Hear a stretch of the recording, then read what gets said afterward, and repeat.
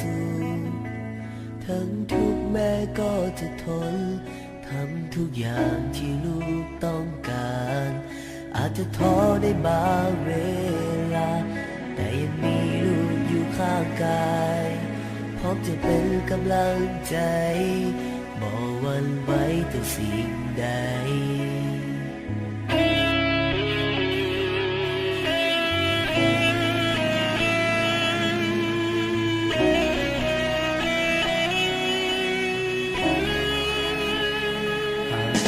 อาทิตย์ยังส่องแสงอยู่ก็พร้อมที่จะต่อสู้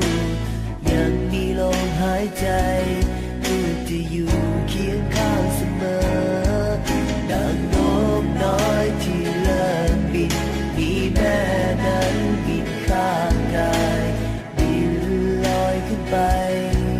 สู่กลางเมฆ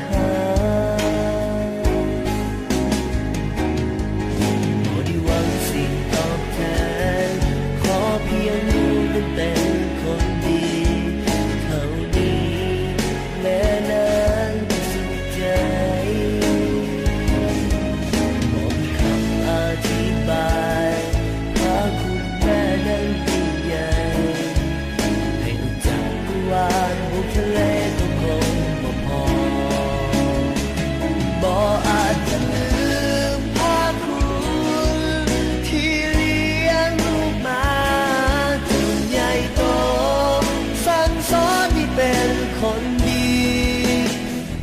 ลูกขอกราบลงตักแม่บ่ได้คิดอักตันอยู่ผู้บุญคุณแม่นั้นเหนือกว่าสิ่งใด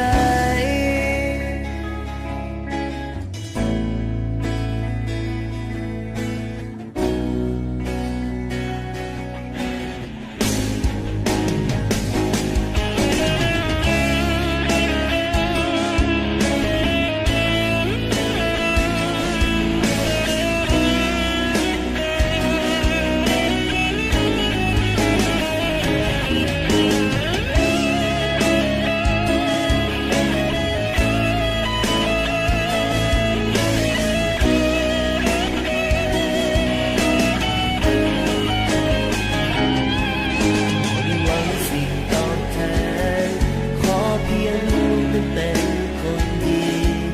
เท่านี้แม่นั้นสุขใจบอกคำอธิบายว่าคุณแม่นั้นยิ่งใหญ่ให้รู้จักกวานบนทะเลก็คงบ่พอบ่อาจจะลืมพาคุณที่เลี้ยงลูกมาเป็นคนดีลูกขอกราบลงตักแม่บ่ได้คิดอักตันอยู่ผู้บุญคุณแม่นั้นบ่อาจสิ่งใดพาคุณที่เลี้ยงลูกมาจนใหญ่โตสั่งสอนให้เป็นคนดีลูกขอกราบลงบ่ได้คิดอักตันอยู่